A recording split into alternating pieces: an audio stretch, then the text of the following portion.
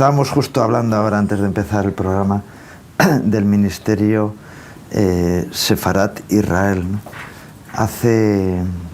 Pues ya hace 20 y algún años, casi más de 20, es decir, yo sé que más o menos con el inicio del siglo, ¿no? Se estableció esta entidad. Sefarat es España, Israel es Israel, la otra esquina del mar Mediterráneo. Somos la apertura y el cierre, no sé de qué lado, pero España ha sido siempre un país amado por Israel. Muchas veces al contrario no. Que España haya amado a Israel, eso ha sido más complicado. Hemos tenido una historia de maldición con la expulsión de los judíos en el año 1492 de España, aunque hubo algunos que honraron a los judíos cuando salieron, cuando tuvieron que salir, pero la mayoría de los españoles han vivido en una actitud de ser antijudío. No voy a decir antisemita, pero sí ha habido esta reacción contraria a los judíos. De hecho, se les representaba como la hucha, el cerdo de la hucha, ¿no? Y tenemos la desgracia de tener en España un puerto de montaña que se llama Despeñaperros, donde hubo una matanza de judíos tremenda, ¿no? Y para pedir perdón y para restaurar o corregir esto se creó la asociación Sefarat Israel. Bueno, en principio, en búsqueda de lo que es la verdad histórica y la trascendencia que Dios quiere producir en aquellos que conocen su plan de formar un pueblo santo apartado de los demás pueblos para Él, ¿no? Y eso lo hizo con Abraham, escogiendo a Abraham como padre de multitudes, que le cambió el nombre precisamente de ser padre exaltado a padre de multitudes, ¿no? Y entonces, en ese plan de establecer el reino de Dios en la tierra, el reino celestial, pues con la formación de un pueblo, una nación santa, que manifestara ese reino divino. Y bueno, pues el fracaso fue una vez más de los hombres, no de Dios, en principio. Y durante siglos, pues Israel no ha cumplido con esa función de ser embajador del Rey y eterno y de su reino. Y ha caído una y otra vez en rebeldías, y por eso Dios lo ha ido disciplinando, porque no abandona el plan. Dios no ha fracasado y de hecho continúa avanzando hacia el cumplimiento total de su plan, que es que Jesucristo, el Verbo, el Hijo de Dios, el Rey eterno, pues venga a reinar desde Jerusalén durante 1000 años. Y en ese planteamiento histórico, pues España entra en una forma muy relevante. Yo creo que España ocupa un lugar estratégico vital entre 2 continentes, Israel entre 3 continentes. El ombligo del mundo es Israel, España es otro ombligo, pero sin duda que Dios escogió España para formar el refugio de su pueblo cuando tuvo que huir de las matanzas que Dios profetizó que iba a dejar que sucedieran, primero con Nabucodonosor, y que hubo 1 millón de israelitas asesinados en Jerusalén, y después, pero huyeron multitudes y se refugiaron en tiempos de Salomón, ya estaba la relación especial entre Tarsis y Sefarad y Israel, en cuanto al negocio, los comercios y tal. Pero con la invasión de Nabucodonosor, lo que sucedió es que pues aprovecharon muchos a venirse a este país que tiene unas características tan similares a Israel. Es increíble, ¿no? Es totalmente mediterráneo, son los dos, y tienen una gastronomía, una cultura y un carácter genético, ¿no? Diríamos, ¿no? Muy parecido, ¿no? Son alegres, pueblos alegres. Y en esa relación que Dios fue estableciendo, resulta que Sefarad se convirtió en la segunda patria de Israel, ¿no? Y quedó tan arraigado que multitud de judíos renegaron de su fe, aparentemente la mayoría de forma hipócrita, para hacerse católicos, a los cuales se les llamó marranos, de forma despectiva, encima de que reciben la humillación total más grande, pero para no perder sus propiedades y sus raíces en España durante siglos. Y de hecho hay familias en España que sí que son de antigüedad, vamos, increíble en cuanto a su origen sefardí y su origen judío, ¿no? Especialmente en Toledo todavía, ¿no? Y es que Toledo es Jerusalén, es la réplica de Jerusalén, ¿no? Es una pequeña Jerusalén, sí, sin duda, ¿no? Y bueno, de hecho fueron los judíos los que intervinieron y los que asesoraron a los reyes y llevaron los ministerios de las finanzas, de Hacienda, y porque eran los más expertos, conocedores de todo lo que fuera intelectual, o sea, eso está claro, ¿no? Y en esa relación que Dios establece, resulta que Sefarad tiene una trascendencia escatológica brutal para el final de los tiempos, que no la tienen ni Estados Unidos, que no la tienen la mayoría de los países del mundo. Porque en la lilla total que Dios ha profetizado y que ha determinado que se tiene que hacer sí o sí, cuando dice que por medio de los profetas Jeremías y Ezequiel e Isaías, dice que primero enviaré 2 pescadores para traer a mi pueblo de regreso a casa, porque los dispersé por todo el mundo, como les advertí que haría si se rebelaban, si desobedecían, y así lo hizo, pero después volveré a traeros a casa, ¿no? Y ese es el gran milagro que se produjo en el 1947, nada menos que con que la declaración de la ONU, pues de que la nación de Israel nació en un día y recibieron los supervivientes del Holocausto y los sabras nativos de Israel, que todavía continuaban viviendo en Israel, pues la valoración mundial de ser la nación de Israel. Y el planteamiento es que a partir de ese gran milagro, 2000 años después, que todo el mundo tendría que haber aceptado que Dios existe, que Dios habla, que las profecías de Dios se cumplen.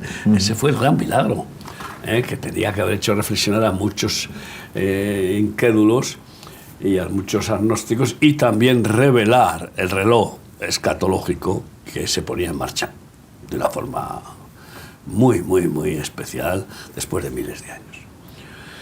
Bueno, pues los pescadores, para volver a traer a los israelitas a casa, desde entonces, desde el 47, ya cumplieron su tiempo, 70 años, hasta el 2017. En 2017 hubo un break importante y un cambio de ciclo del kairos de Dios, del reloj divino, en el cual dijo, bueno, pues ya está bien, no habéis querido venir 6 millones de judíos en Estados Unidos, o 7 ya, no sé, que no quieren volver a casa. Y así en muchos otros países. Pues entonces enviar a los cazadores. Y eso es lo que está sucediendo desde el 2017. Llevamos 7 años ya del comienzo de la caza, para que sí o sí vuelvan a casa a todos los judíos del mundo, porque si no los matarán. Primero les irán apretando y calumniando, y yo qué sé, y cerrando las puertas y devastando sus cementerios, sus sinagogas y todo eso, pero luego acabará culminando en un odio generalizado que está creciendo. Estas manifestaciones que estamos viendo, que deberían de ser a favor de Israel por haber sufrido la mayor crueldad. Ni el Holocausto, si se toma en una parte pequeña de proporción de martirizados, fue tan cruel como esto. No. El Holocausto, pues los metieron en hornos desnudos y les gasearon y los mataron. Una crueldad, un genocidio terrorífico, pero es que aquí los han torturado, les han abierto el vientre a las mujeres, han cortado las cabezas de los bebés. O sea, esto es algo que parece ser que los vídeos que hay es difícil de soportarlos, ¿no? Yo cuando entré en el Museo de Yad Vashem la primera vez del Holocausto en Jerusalén, pues la verdad es que me quedé horrorizado, ¿no? Aunque ya había oído y ya no entro más. O sea, entré 2 veces más por ir con el grupo que de peregrinación, pero ahora cada año yo no entro, porque eso se llama sufrir. Ser masoquista, ¿no? Sufrir, claro, no se llama sufrir innecesariamente, ¿no? Ya lo tengo asumido, ya sé cuáles son los horrores de Satanás y del racismo, del odio racial. Pero todas las manifestaciones que se están viendo no son contra Hamás, que es Satanás en la máxima expresión. No, es contra Israel encima, que estará cometiendo errores sí. en estas tácticas bélicas que tiene daños colaterales o lo que sea, y que pues pobrecitos niños que sufren, que son puestos como escudos por los de Hamás para que los maten, o sea, y así poder tener esa herramienta sentimental contra Israel, ¿no? Son escudos humanos, igual que los enfermos de los hospitales. Allí en los hospitales está demostrado, pero más que demostrado, que estaban los zulos de armas y que desde los hospitales salían los asesinos a matar. Entonces, y salen todavía probablemente porque no han terminado con la extirpación de esos criminales, que si hubiera alguna opción de que se convirtieran y se arrepintieran, pidieran perdón y aceptaran la disciplina, pues para cambiar, pues, pero es que no yo personalmente puedo pedir misericordia a Dios por ellos, pero yo no tengo fe de ir aunque pudiera ir, a ministrarles para que se arrepientan, ¿no? Sí, sabemos que a nivel grupal es muy difícil. Claro, a nivel individual, agarrando a uno, pues puede ser que en esa confrontación el Espíritu Santo les dé convicción de pecado, de juicio y de horror, porque vamos, pero a nivel personal, lo que tú dices. Y conclusión, resulta que en ese aliyá total en que los cazadores van a ir utilizando cada vez más armas para echar a los judíos de todas las naciones, o matarlos o martirizarlos, España ocupa un lugar estratégico de Dios para recoger en esa ley ya a los que vuelven a casa y que pasan por España, todos los de América del Norte y del Sur, especialmente los sefardíes, pues que tienen aquí sus raíces, porque son descendientes de los judíos que durante siglos vivieron en España y después tuvieron que huir de España en la mayor catástrofe que han cometido los reyes españoles, de expulsar a los judíos y así sentenciando su decadencia y su declive como imperio. ¿Y a dónde fueron? Pues bueno, pues fueron incluso financiaron hasta, yo diría, financiaron en la primera huida, financiaron el descubrimiento de América. Esos son los descendientes de la época de la invasión de Nabucodonosor, que ocuparon muchos lugares de España y que huyeron allá cuando, bueno, los reyes católicos los echaron fuera. Primero fueron a Portugal, pero es que en Portugal hicieron una masacre tremenda otra vez por imposición de España. Obligó a Portugal. Sí, porque la reina Isabel era la reina de Portugal también. O sea que el caso es que, ¿dónde fueron? Pues fueron a tal punto que, por ejemplo, pues uno puede descubrir que países como Costa Rica los crearon los judíos que llegaron allá. No existían como países, o sea, eran pues, algunas tribus dispersas, ¿no? Entonces, y vendrán a España, y en España está profetizado que de Tarsis saldrán las naves con mis hijos, con los hijos de Israel, porque que Dios llame a Israel su hijo es algo legítimo total, porque es el primogénito de la familia de Dios, que ha sido el hijo pródigo, y que gran parte de los que forman ese hijo primogénito siguen siendo hijos pródigos, porque han dado la espalda al Mesías, no al judío Jesús.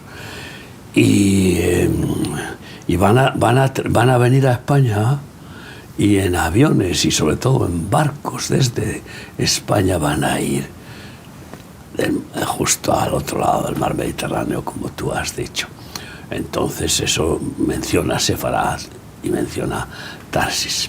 En concreto, ese versículo de Abdías, del profeta menor Abdías, Abdías 20, que tiene un capítulo nada más el libro, versículo 20, que dice: los cautivos de Sefarad repoblarán en Negev. ¿Por qué cautivos? Porque todo aquel que está fuera de la tierra que Dios le concedió, en términos espirituales, está prisionero en la tierra extraña. Esos son cautivos. Porque están cautivos del mamón en Estados Unidos, o están cautivos del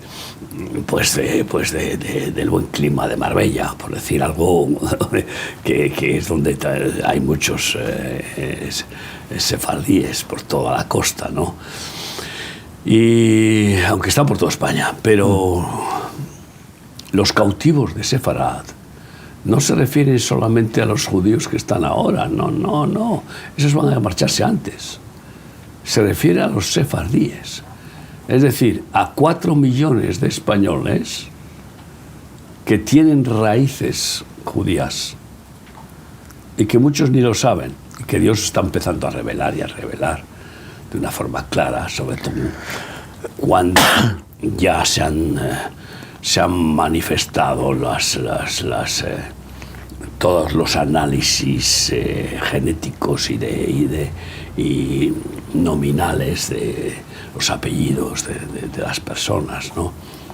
Y entonces imagínate tú que fuga provocada por el Espíritu Santo, porque claro, son parte de su pueblo, parte de las tribus perdidas, y a eso añádele no sé cuántos millones de Sudamérica, Centroamérica, de Estados Unidos y de otras partes del mundo, sobre todo de esas partes, ¿no? Y porque las tribus de Israel de origen askenazí ya han vuelto a Israel, en su mayoría. Estoy hablando de 1 millón de rusos, estoy hablando de polacos, estoy hablando de alemanes, estoy hablando etíopes. de... Etíopes también, ¿no? Esos no son askenazí. Ah. No, esos fueron los descendientes del hijo de Salomón que tuvo con la reina etíope de Saba, que fue a visitarle para aprender de su inmensa sabiduría y claro, y él pues la enseñó de todo, ¿no? Y tuvo un hijo con ella y ella tuvo que volver a reinar y le dejó el hijo a Salomón para que lo criara, ¿no? Y lo crió y lo instruyó y lo formó como hijo suyo. Y cuando muere la reina de Saba, pues tiene que ir su hijo a reinar y lo envía a Salomón a reinar en Etiopía con una corte muy grande, sacerdotes, levitas y con una copia del Arca de la Alianza, que todavía la tienen en Etiopía, pues vamos, como si fuera la auténtica.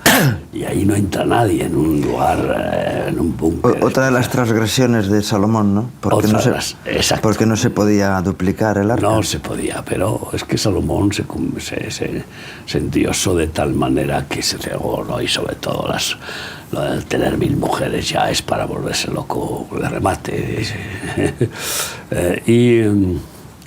Y de los descendientes de ese hijo de Salomón, tú fíjate que llega uno a la fiesta de Israel y el discípulo de Jesucristo, Esteban, sí. Esteban,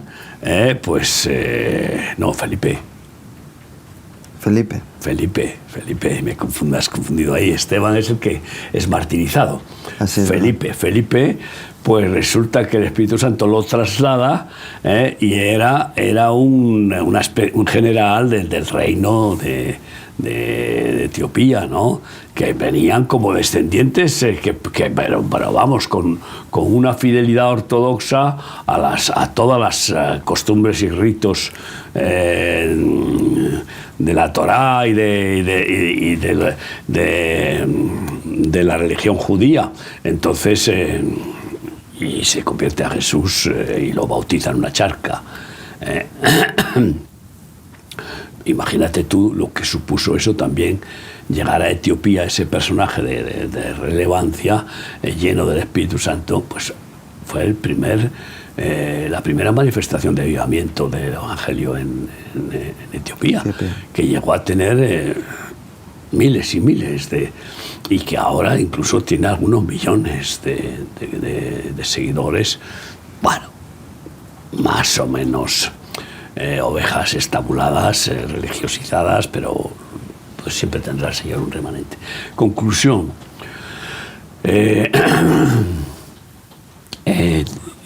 Toda esa descendencia en el amor a todos de su propio pueblo Israel, realizó lo que se llama la Operación Salomón, que pagó $2.000 por cabeza de etíope descendiente del hijo de Salomón con la reina de Saba, o de sus séquito, o de sus acompañantes, para traerlos a Israel.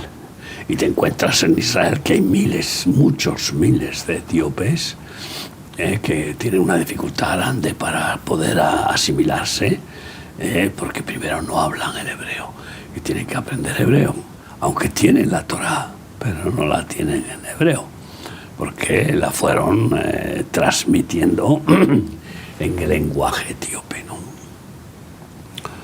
Y bueno, les está costando adaptarse, ¿no? Yo te digo esto porque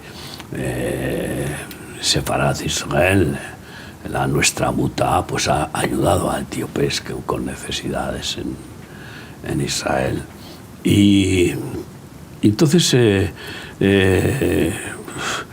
el siguiente paso que va a ir produciéndose cada vez más es que desde España vamos a ayudar a que, yo espero participar lógicamente como bueno, pues amigo espiritualmente y todas las maneras de Israel, y como ministro de compasión hacia todos los necesitados de cualquier raza, cuanto más a los que vengan pidiendo asilo y pasen por España y podamos encaminarles hacia... Ya lo estamos haciendo con algunas familias que tú sabes que hemos recogido hasta que les ha aceptado la LIA, que han venido, se han encontrado tirados sin recursos en España, no les han dado paso para ser considerados como judíos, y los hemos tenido alojados y atendidos en nuestros hogares, como hacemos con cualquiera, como hemos hecho con los ucranianos, hasta que han encontrado su sitio, o como hemos hecho con otros muchísimos pueblos en situación trágica. Y qué bueno que Sefarad aparece, y Tarsis también aparecemos ahí como instrumentos de Dios para bendecir a Israel, llevarlos a su tierra con sus riquezas y más aún para ir con ellos a restaurar Israel. Y imagínate tú lo que eso supondrá de visión y de esfuerzo para formar kibutz en el Negev, porque el Negev son las 2/3 partes de la tierra de Israel, y está que es zona desértica. Bueno, y está sin habitar. Y sin embargo, ya hay señales de que corre el agua, de que el Señor dijo que habría ríos en el desierto. Es una señal de que va preparando que haya agua para poder establecer ahí a los refugiados.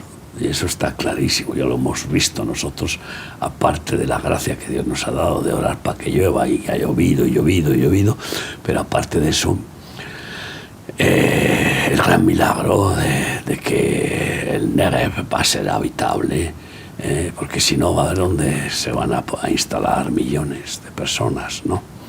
Y en la experiencia que nosotros tenemos de vida de kibutz, vamos a llamarlo así, que en realidad no tendríamos que usar ese nombre, sino de vida de comunidad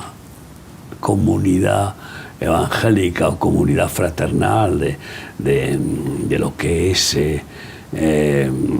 verdadera familia en Cristo, como fueron los primeros seguidores de Jesús. Vivían así en comunidades, igual que nosotros, ¿no? O bueno, nosotros intentando vivir igual que ellos. Y llegaron a ser 120.000 en Jerusalén. Imagínate tú, según el historiador, ¿cómo se Josefo, llama? ¿no? Josefo. Entonces, pues tenemos esa experiencia. Y de hecho, podríamos decir que la Fundación Remar es la mayor fundación de kibutz evangélica del mundo. La mayor. Hay otras fundaciones, como son los metodistas, como son, pero que no tienen esa distribución en 72 países, ni tampoco la población ya que tiene Remar. ¿Cuántos? Más de 70.000 personas ya ni se sabe, que vivimos en comunidad compartiéndolo todo, y que encima tenemos las puertas abiertas con comedores en todos los lugares para que vengan a recibir comida los que estando fuera no pueden sobrevivir. Para recibir el colegio, los que estando fuera no pueden pagarse un colegio, y así sucesivamente. Entonces, yo entiendo que Dios nos está preparando de forma sobrenatural, absolutamente, y no puedo hacer mención a ningún mérito propio, pura gracia. Nos está preparando para poder ser, si no contristamos al Espíritu Santo, ser una base estratégica de ayuda vital al establecimiento de estas tribus perdidas que Dios recupera, que sabe dónde están cada uno de ellos, los tiene bien señalados y que les despierta para que vuelvan a casa. En particular los sefardíes, que esos son bien específicamente visibles por sus apellidos. Porque yo en la computadora de Tel Aviv pude comprobar cómo tienen allí, y hablan de 4 millones de españoles en la computadora de Tel Aviv, donde tienen bien diferenciados los apellidos sefardíes de los que no, de los demás. Y bueno, pues qué importante es esto, pues es vital, porque estamos hablando del final de los tiempos. Y será un paso previo después a la gran huida que tendrá que producirse en Israel cuando el anticristo haga el pacto con Israel, que será después de que la ley total ya se haya producido. Eso está clarísimo. Entonces pues lógicamente los que tengamos discernimiento, si estamos allá, si es que estamos ahí nosotros o nuestros descendientes o los hermanos que hayan podido llegar allí, estableciendo todas esos campamentos en el Negev o por todas partes de Israel. Y estoy convencido que preparando el siguiente paso del siguiente campamento de refugio final, donde tendrá que refugiarse una gran parte de la Iglesia, cuando el anticristo, nada más que firma el pacto con Israel, se pone a perseguir a los cristianos, o se dejan poner la señal del 666, o primero no les permitirá comprar ni vender, como está profetizado, y después no podrán tener trabajos, esto, lo otro, y después ya cárcel, martirio, y si no reniegan, ejecución. Y por tanto, antes de que eso suceda, salvo los que tengan el impresionante privilegio de ser mártires en la fe al estilo de Esteban, pues que Dios los mantendrá como testimonio de fe y de gloria y honra de su nombre, y de clara valoración absoluta de que nada importa salvo Cristo. Pues los demás, carretera y manta al desierto, ¿no? Al lugar que, según dice el Apocalipsis a la iglesia de Filadelfia: yo te guardaré del día malo, por cuanto has sido fiel a la palabra de mi paciencia, yo te guardaré del día malo que vendrá sobre toda la tierra. ¿Qué día malo es ese? Pues el mismo día malo que vino sobre Noé y su familia con el diluvio, o sobre Lot y su familia con la destrucción de Sodoma y Gomorra. Y no los arrebató, los guardó en lugares diferentes, a Noé en un arca y a Lot y su familia en los montes de Moab. Y bueno, de ese tema pues hay mucho que hablar, porque está bien especificado en dónde va a llevar a ese grueso de la iglesia, que en Apocalipsis 12 dice que huye al desierto porque el dragón quiere zampársela al tirón, en ese último y gran avivamiento evangélico que se producirá justo antes del levantamiento del anticristo, o a comienzos, antes y durante el comienzo de su levantamiento, como respuesta a todas las tragedias mundiales, que son la excusa que tendrán los gobiernos para levantar a un falso pacificador, y la gente que no tiene fe se agarra por miedo a la muerte, a las pestes, a los terremotos, a las guerras, al caos tan terrible, se agarra a ese Mesías falso, ¿no?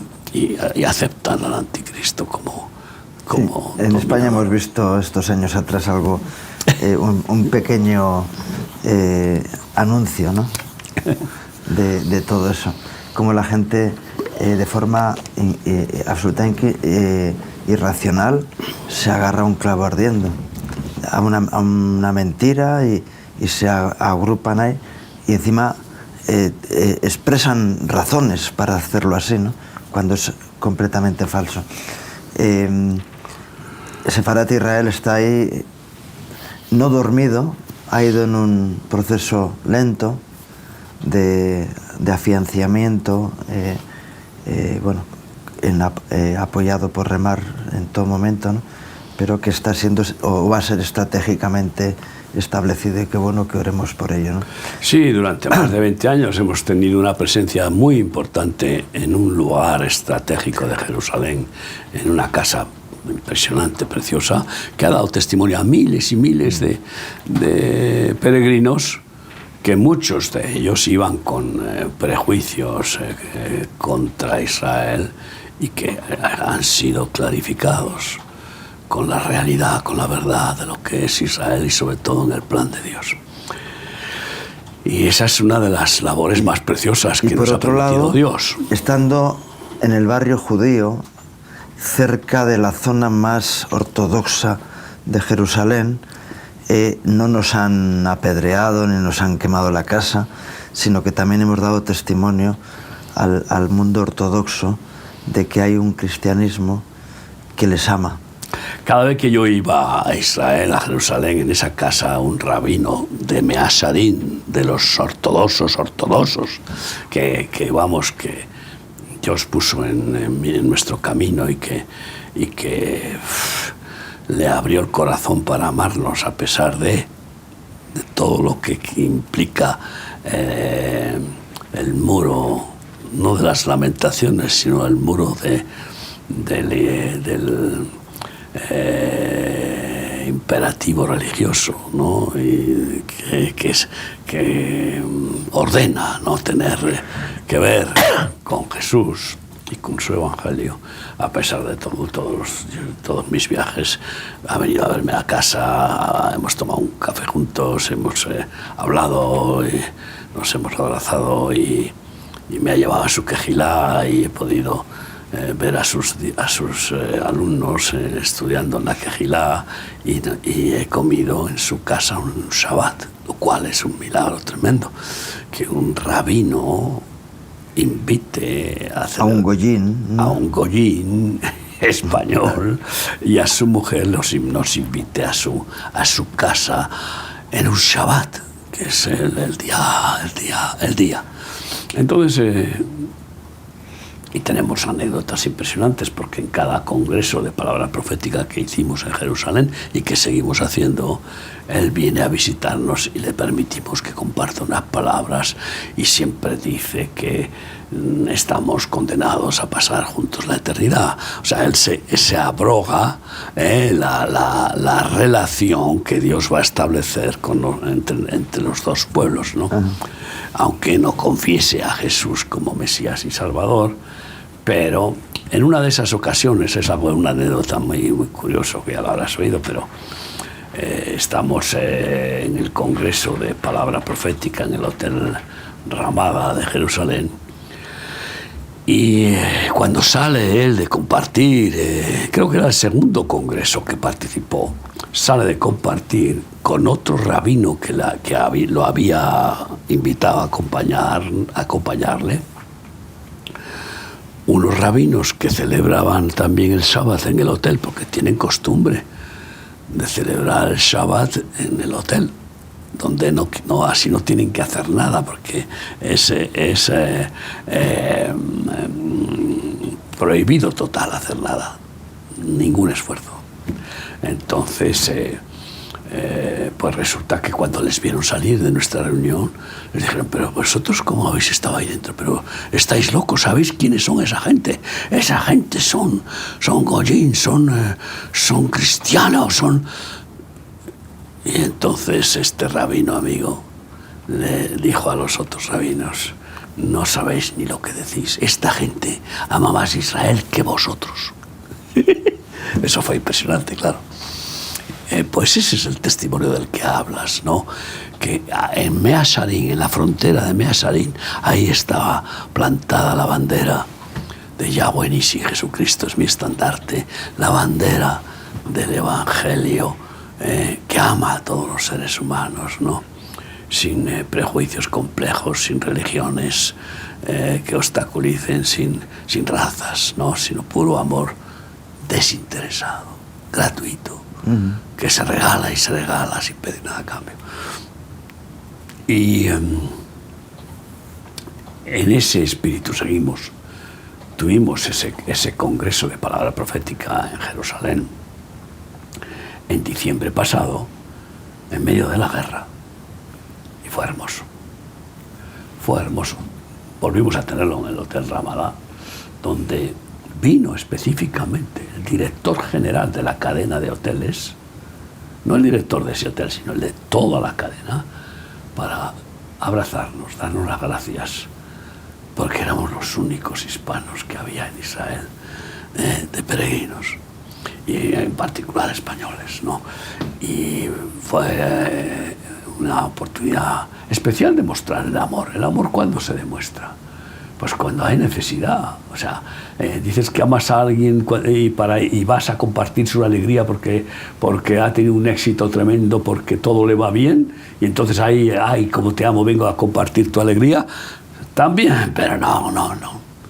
Ay, amigo, cuando alguien sufre, pues, profundamente, los que no son verdaderos hermanos ni amigos huyen.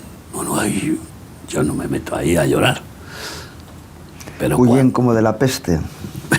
Pero cuando amas, siempre digo que el amor es como la sangre, y la sangre es la vida del cuerpo, y por eso Jesucristo derramó su sangre por amor. Pero es como la sangre que cuando hay una herida en el cuerpo, corre por las venas para ir a esa herida y proteger el cuerpo de toda infección.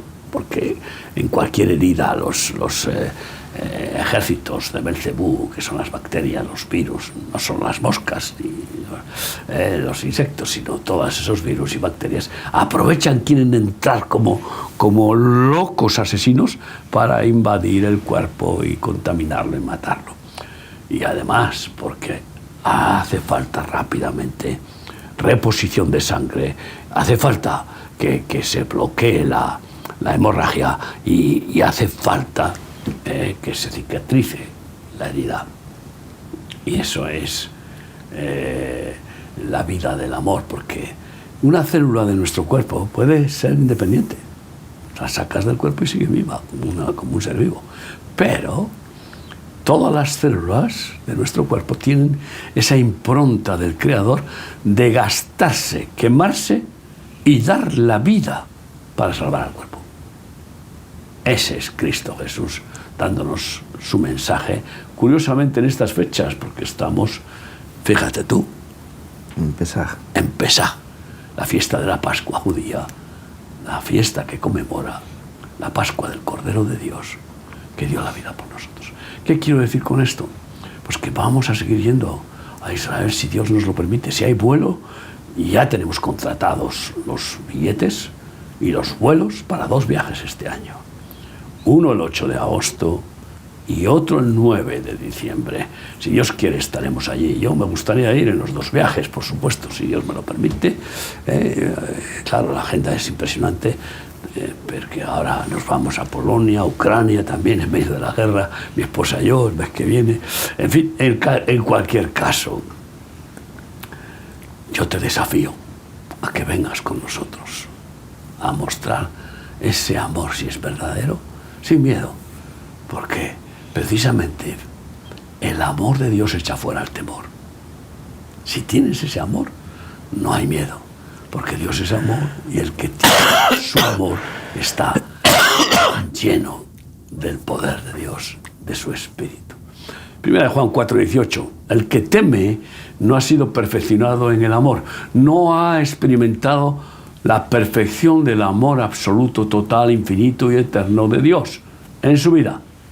No conoce que el amor de Dios es tan grande que cuida nuestro ser hasta el más mínimo detalle. Y dice que incluso ni un pelo cae de nuestra cabeza sin que Él no lo permita. Y de tal forma que es un amor absoluto.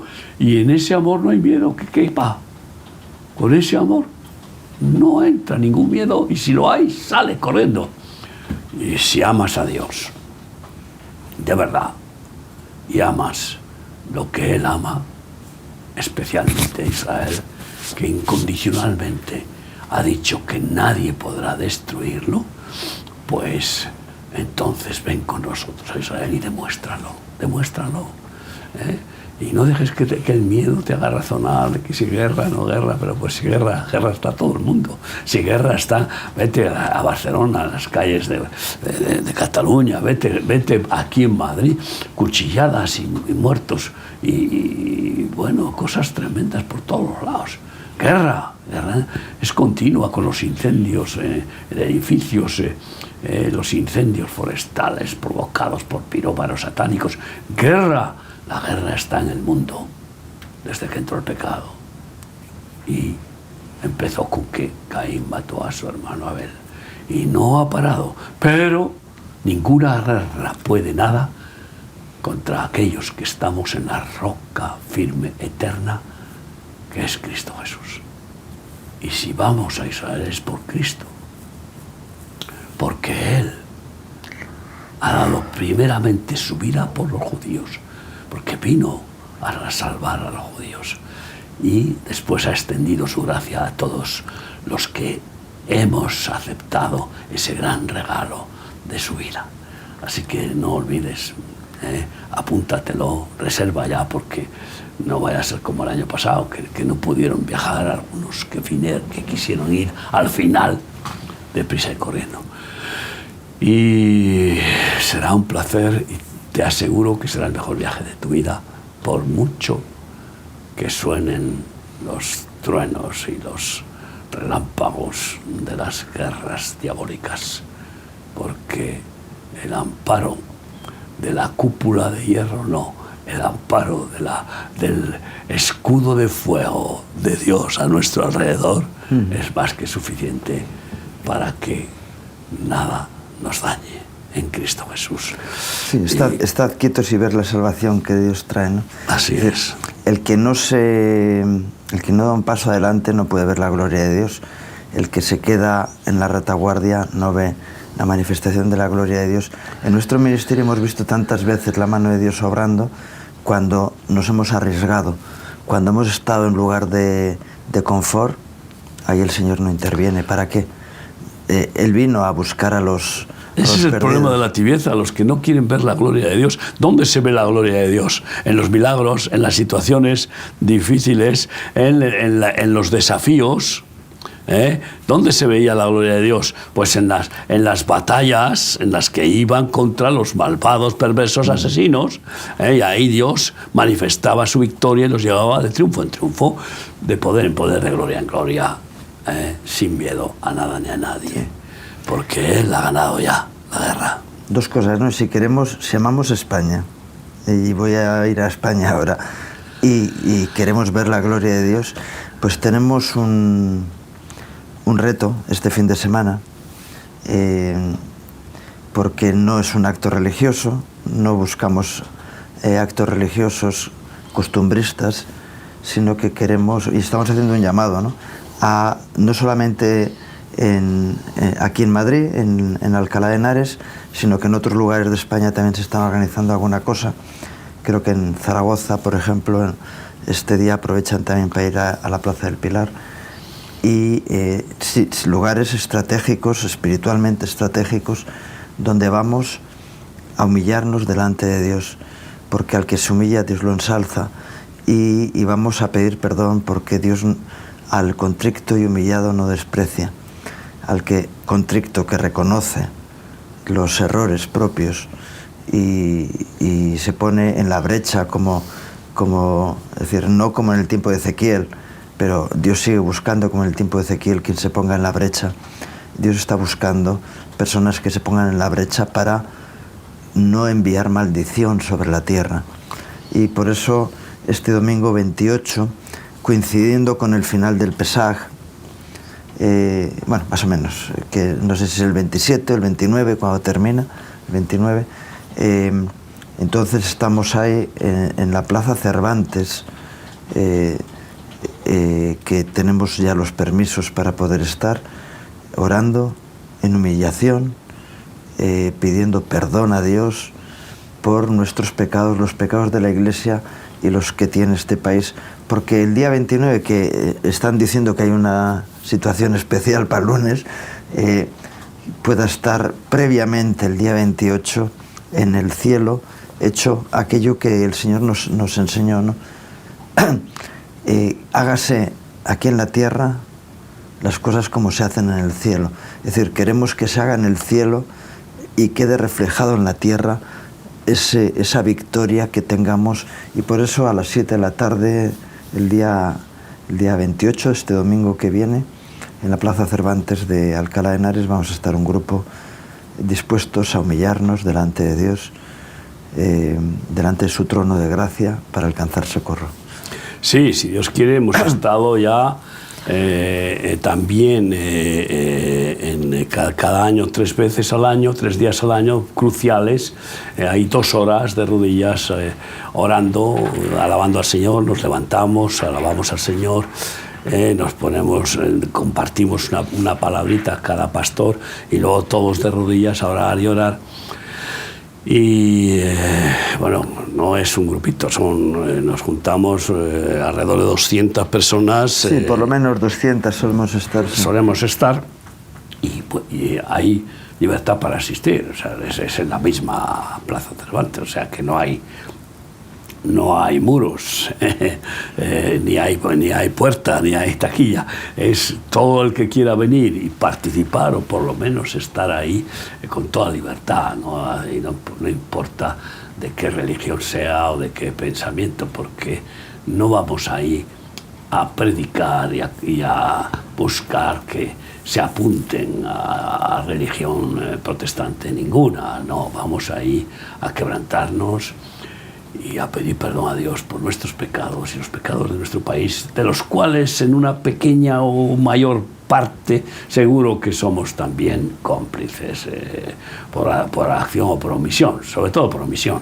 por no haber tenido la valentía a lo mejor, o la carga de oración suficiente para que estorbara al diablo en el país. Y es una gran oportunidad. Usted pues va a experimentar algo muy especial, si viene. Todos los que van realmente, es algo único, que quebranta.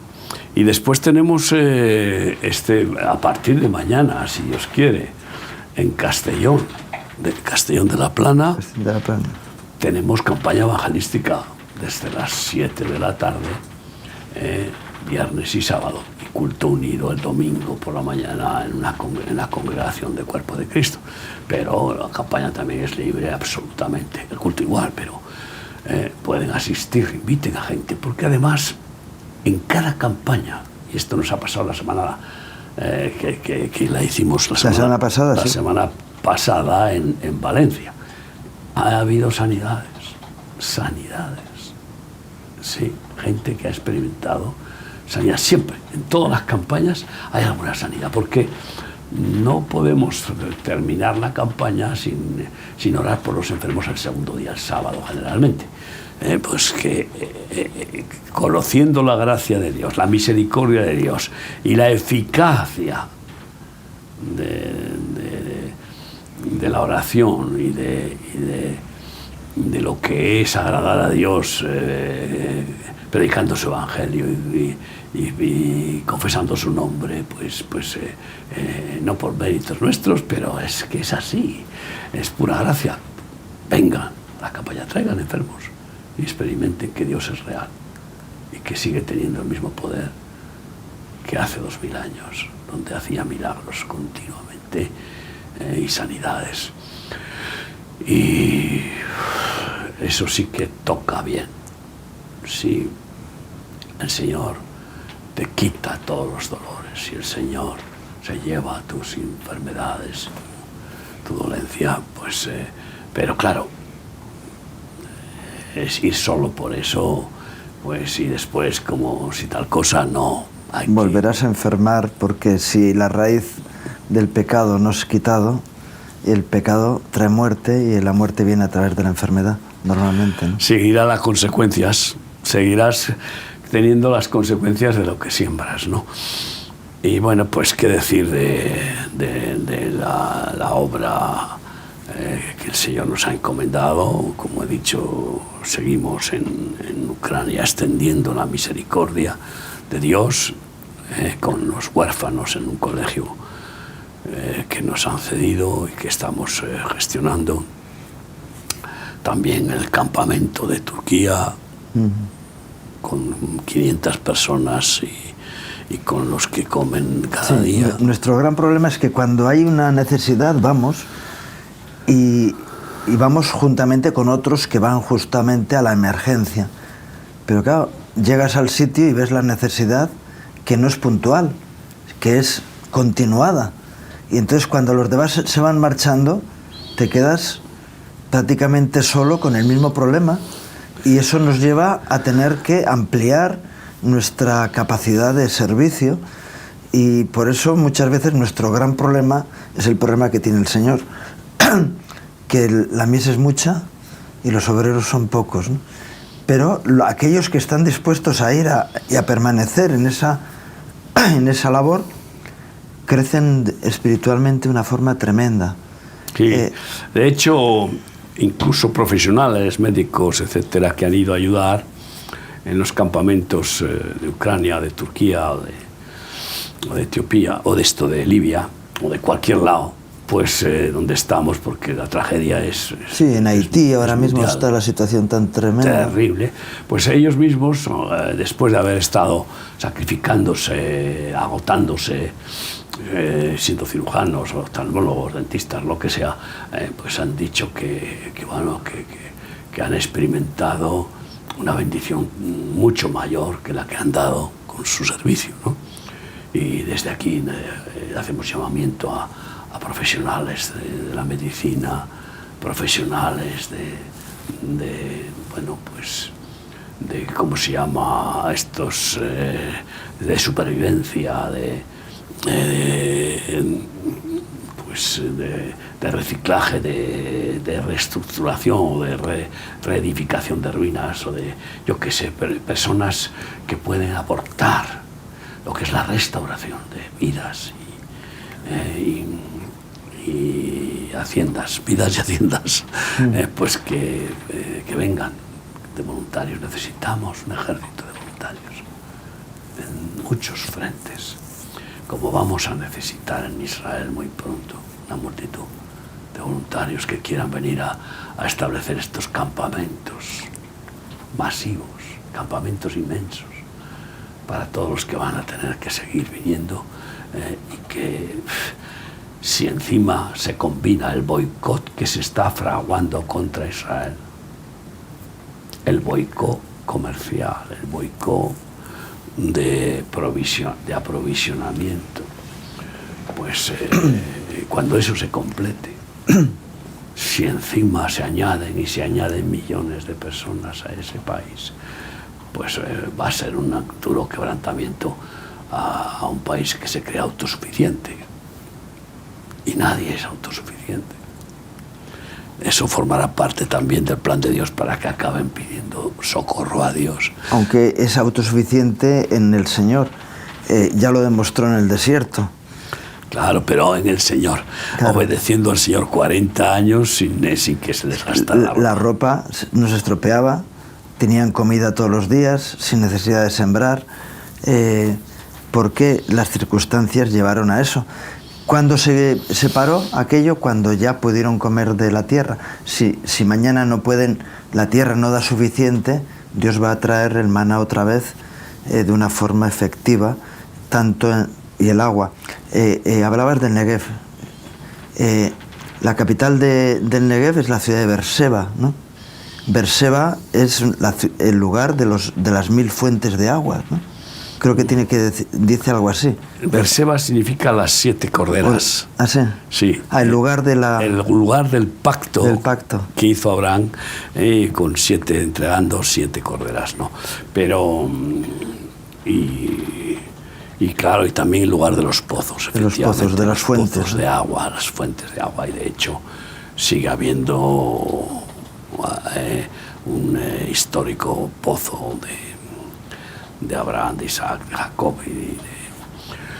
Y bueno, pues hoy día Beerseba es una ciudad muy grande y con mucha gente, ¿no?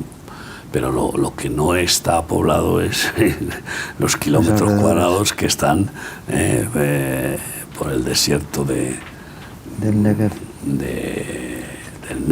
¿no? Que son montes y desierto total. Y luego está el desierto de Judá, al lado también, ¿no? También, que también está bastante despoblado, en cierta manera. Hay beduinos y tal y cual, pero poca cosa.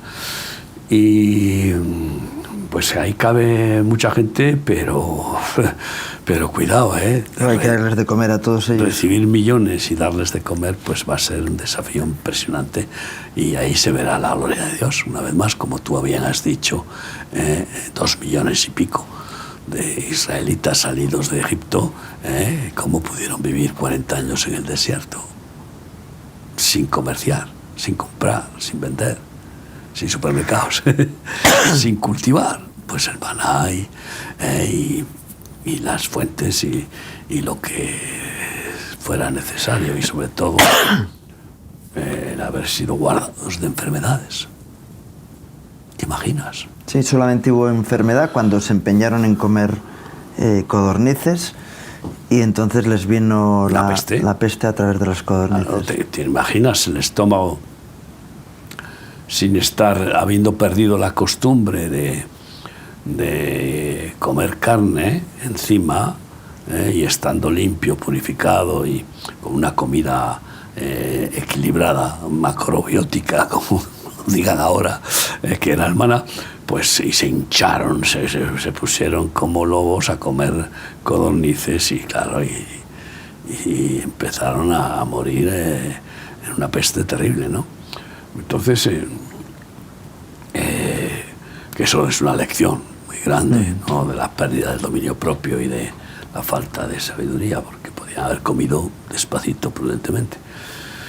Pero tenían ansias de lo que habían dejado atrás, después de 40 años, y todavía tenían ansias de lo que habían dejado en Egipto, del libertinaje. Eso es la carnalidad. El desenfreno carnal. Que no ha muerto. Y así el pecador que no muere al pecado no puede ser bautizado. Porque el bautismo en aguas es un entierro del que ha muerto al pecado, del que odia el pecado, ya no ama el pecado. Aunque tenga tentaciones, odia el caer en ellas. Y entonces eso es más, nadie deja lo que ama. Pero si el Espíritu Santo, si dejamos que el Espíritu Santo produzca el verdadero arrepentimiento, que es aborrecer el mal, pues entonces nos guarda de pecar, ¿no? Y bueno, pues en estas fechas, Pesaj, Pascua, tenemos las campañas evangelísticas ahora en Castellón. Oren, por favor, por este tema, y por el próximo domingo, esta vigilia tan importante. Oren y acompáñenos. Y si tiene usted un anhelo especial de ser escogido, no un simple llamado, escogido de Cristo, agarre el petate y venga al servicio militar de primera fila en nuestro ministerio, donde formamos discípulos para enviarlos por todo el mundo, misioneros, llamados, escogidos, ungidos y enviados. Le desafiamos a que tome esa santa decisión de decir: Señor, Señor, de verdad, y dejarse gobernar totalmente, de cuerpo, alma y espíritu, por el que es único Señor de todo, y el que venció al pecado, al diablo y a la muerte, lo cual conmemoramos en estos días. Les desafiamos, vengan a servir a Cristo. Muy bien, pues vamos a orar por ello. Sí. Señor, cada cosa la ponemos en tus manos. Sí, Padre. En vano hacemos nada si tú no estás en medio. Y por eso anhelamos, Señor, tu obra, tu acción, por encima de sistemas religiosos, denominaciones y todas nuestras maneras humanas de identidad que levanta banderas que no son la tuya, Señor. Queremos acercarnos a ti. Nuestro estandarte, Señor, nuestra autoridad, nuestro Señor, en definitiva, quien pagó por nosotros y nos liberó de de la esclavitud del pecado, Señor. Queremos glorificarte en este tiempo y que nos des la gracia de poder transmitir a aquellos que no te conocen, Señor, los beneficios de tu gloria. Señor, que puedan ser reflejados en nosotros y podamos despertar a celos a aquellos que no están participando de la vida que tú nos das.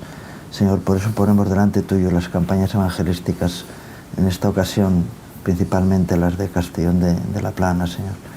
Señor, y todas esas actividades que pretendemos manifestar tu gloria. También, Señor, este domingo la vigilia, Señor. No queremos ser repetidores que por su palabrería creen que son oídos, sino que sea tu gloria, el mover de tu Espíritu Santo, que nos mueva a poder realizar actos trascendentes, que se muevan en el cielo y que produzcan fruto en la tierra, Señor.